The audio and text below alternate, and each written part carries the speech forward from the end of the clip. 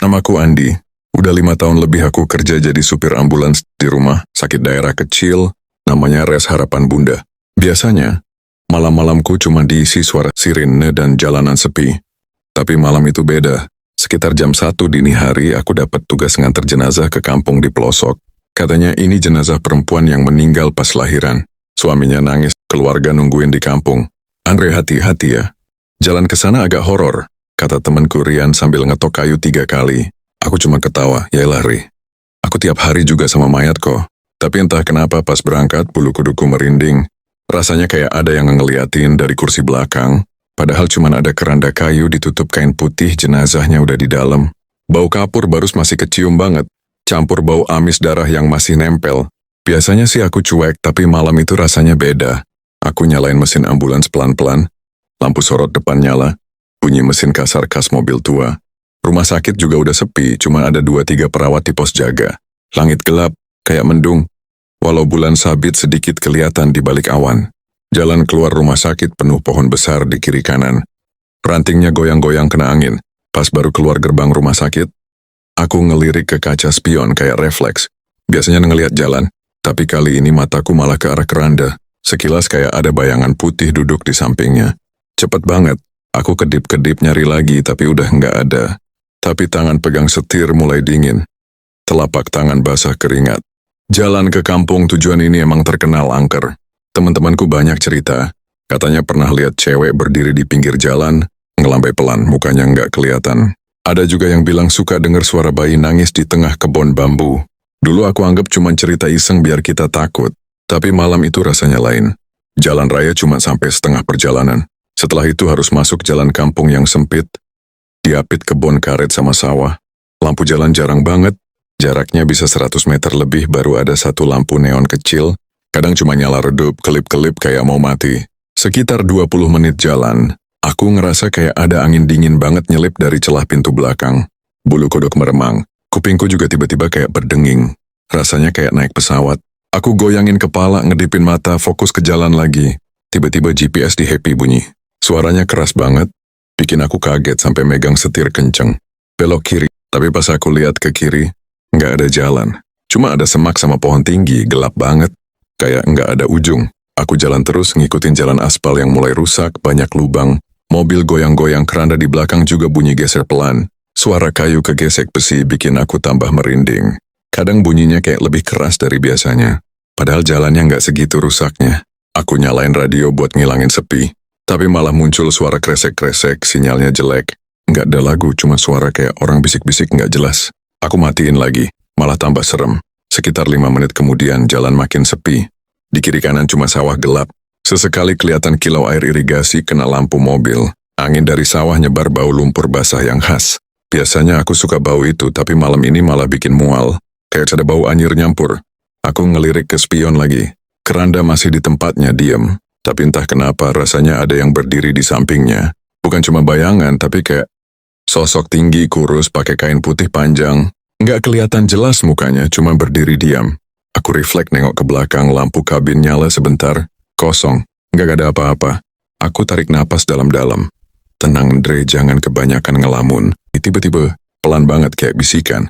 Suaranya dari kursi belakang. Aku langsung ngerem mendadak, dada berdebar kenceng. Aku diam beberapa detik, kupingku tegang nyari suara itu lagi. Tapi sepi. Cuma suara jangkrik sama mesin ambulans yang ngorok. Kupikir kayak halu lagi kali. Kurang tidur. Tapi jantungku belum tenang. Aku nyalain rokok, asapnya bikin agak rileks. Tangan masih gemeter. Baru aku mau gas lagi. Tiba-tiba ada perempuan berdiri di pinggir jalan. Pakai kebaya putih, rambut panjang nutupin muka. Jaraknya cuma beberapa meter. Aku refleks injek rem. Mobil berhenti mendadak.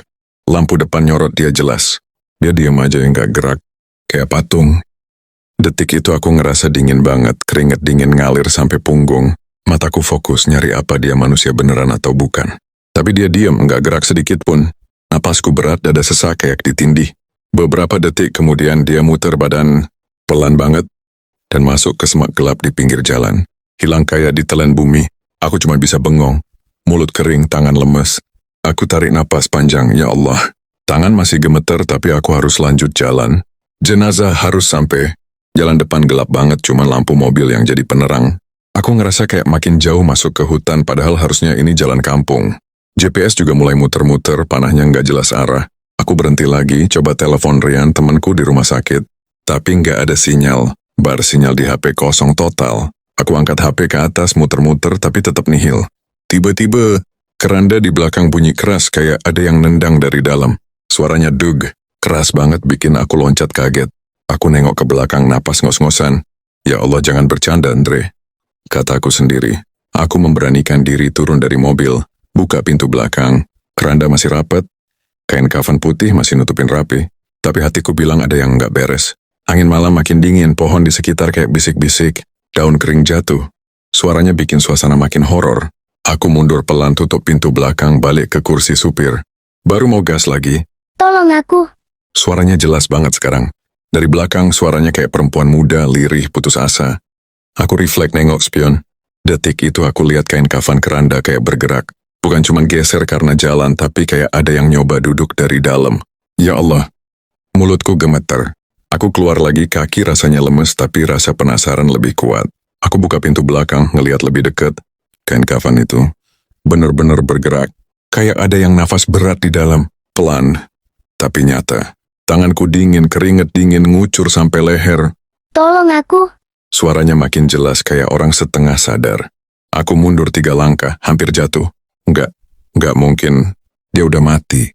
Kataku sambil ngelus dada. Aku tatap lagi keranda itu, keringat netes dari dagu. Kain kafan di bagian dada kelihatan naik turun. Kayak orang hidup lagi tarik napas. Aku mau lari, tapi kaki kayak dipaku ke tanah. Lampu ambulans kedip-kedip bikin bayangan di jalan kayak nari-nari. Tiba-tiba keranda itu bergeser. Sendirinya, kayak ada yang nyoba keluar. Aku teriak pelan, astaga. Sambil mundur, suara ranting patah di belakangku bikin. Aku nengok cepat.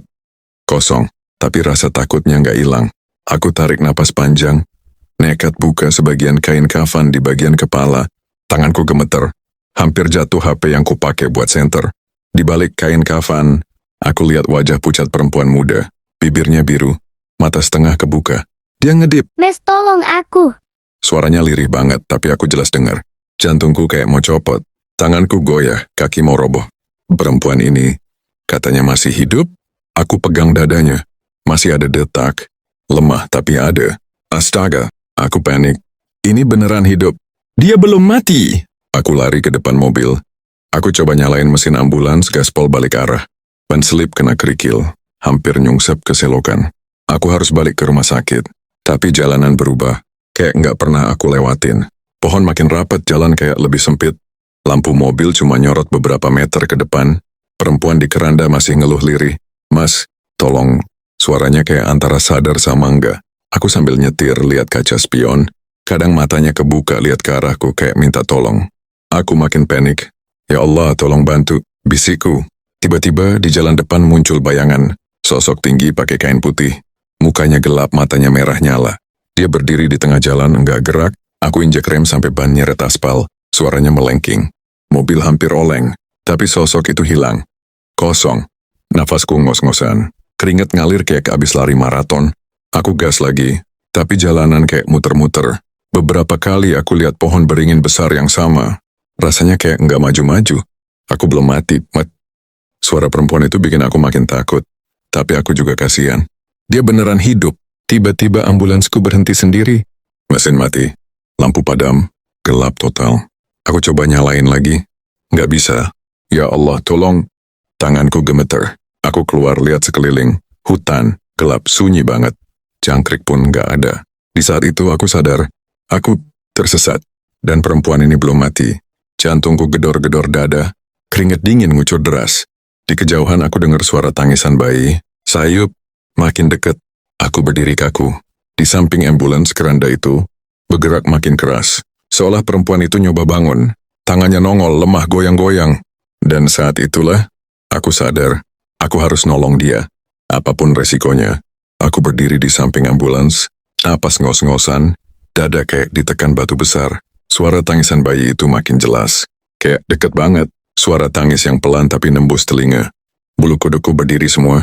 Lampu ambulans mati total. Gelap. Tanganku nyari HP di kantong, nyalain senter. Cahayanya kuning dan goyang. Karena tanganku gemeter.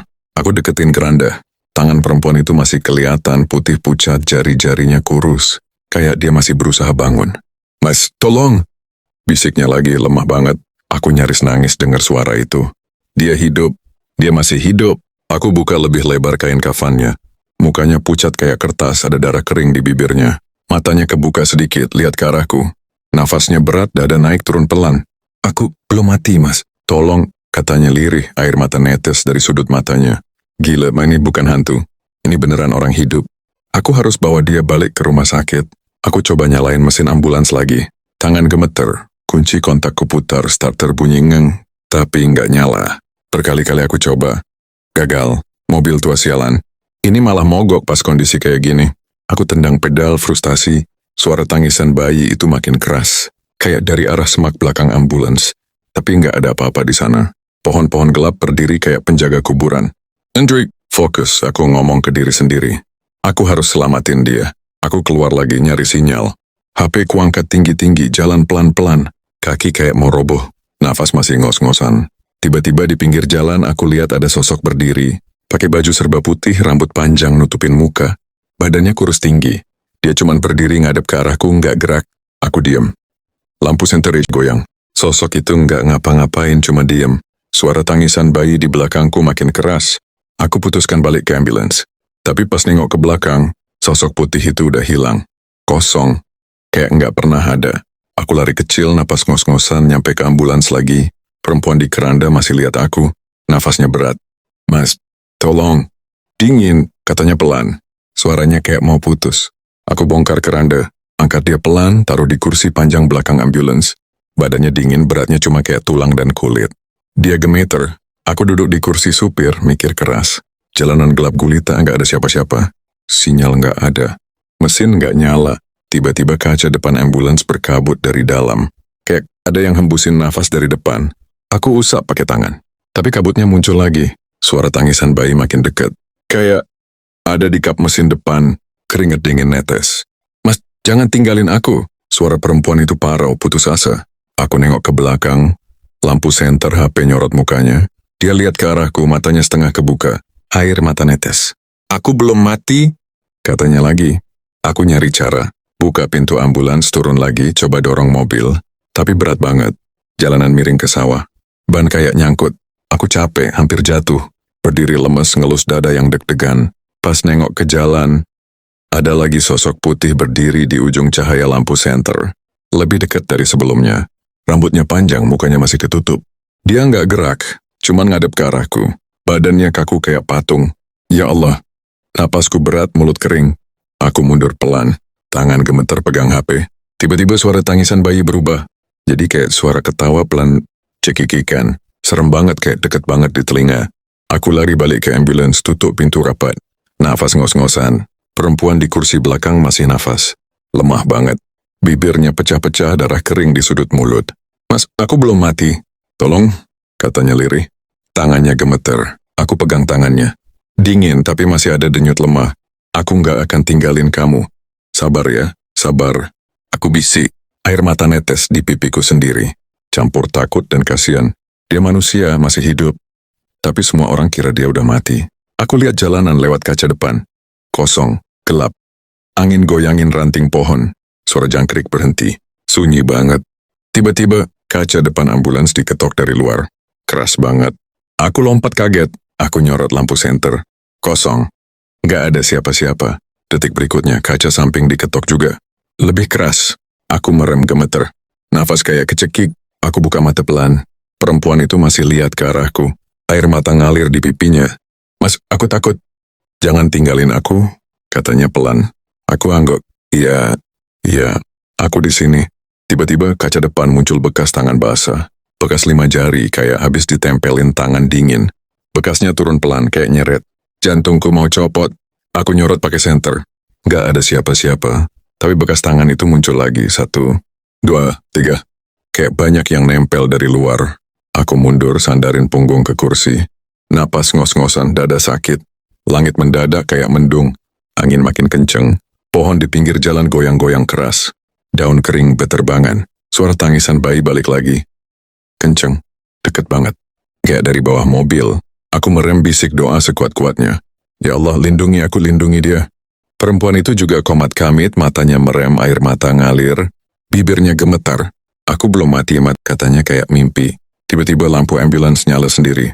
Mesin batuk-batuk. Aku kaget, buru-buru starter lagi. Mesin hidup. Aku gaspol. Ban selip, tapi akhirnya jalan. Jalanan kayak berubah. Aku ngeliat gapura kampung yang tadi. Tapi cuma sekali. Bukan muter-muter lagi. Perempuan di belakang nafasnya makin berat. Mas, cepat. Dingin, katanya lemah. Aku gas terus. Nggak peduli apapun. Lewat jalan rusak, nabrak ranting, lampu ambulans goyang. Akhirnya aku lihat lampu rumah sakit dari jauh. Terang, kayak nyambut kita. Aku masuk parkiran, rem mendadak. Turun, buka pintu belakang. Cepat, dia masih hidup. Dia belum mati. Aku teriak ke perawat. Perawat dan satpam datang lari. Mereka awalnya kaget. Tapi lihat tanganku megang perempuan itu yang nafasnya berat. Mereka buru-buru gotong dia masuk IGD. Aku lemas, duduk di aspal. Nafas ngos-ngosan, badan dingin, tangan masih gemeter. Beberapa menit kemudian dokter keluar. Untung cepat dibawa balik. Dia masih ada detak jantung, walau lemah. Kita usaha sekuat mungkin, katanya. Aku cuma bisa ngangguk. Air mata netes. Rasanya kayak mimpi. Malam itu aku duduk di bangku rumah sakit sampai pagi. Nunggu kabar. Dan aku nggak akan pernah lupa suara lirih itu. Dari perempuan yang katanya udah mati, tapi ternyata masih hidup. Dan akhirnya perempuan itu terselamatkan. Terima kasih telah mendengarkan cerita horor ini sampai akhir. Jangan lupa like, comment, dan subscribe channel ini agar tidak ketinggalan cerita selanjutnya. Terima kasih. Wassalam.